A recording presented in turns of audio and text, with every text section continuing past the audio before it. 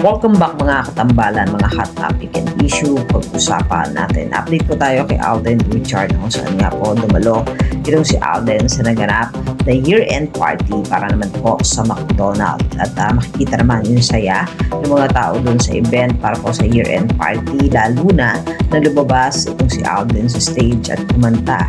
Makikita naman na nakapag-feature itong si Alden na talaga naman nag-enjoy doon sa event para po sa McDonald's. Samantalang dumalo din itong si Alden para naman po sa Christmas party na isa sa ini-endorse nito na Ribisco. Makikita naman po na talaga namang nag-enjoy itong si Alden sa mga Christmas parties at event na kanyang dinadaluhan. Makikita naman po doon sa ilang mga photo na kung saan ay talaga nag-enjoy itong si Alden sa pagdalo sa mga Christmas party at event para po ngayong Kapaskuhan. Samantalang isa nga po doon sa post naman ni Alden ay ang napaka-cute na aso niya si Bailey na nakatanaw doon sa sasakyan na kung saan nga po ay may nakalagay na Alden Richard 15th anniversary moving forward at napaka-cute nga ng dog nitong si Alden.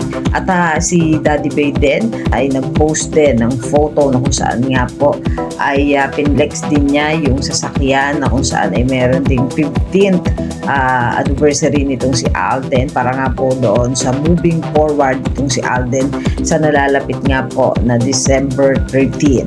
Siyempre hindi naman nakakalimot na mag-post itong si Alden ng mga quotes na parating niyang pinupost sa kanyang social media account. Yan po yung mga update natin ngayon kay Alden. Kaya mga katambalan, ano ang masasabi niyo? Mag-comment lang sa comment section at pag-usapan natin.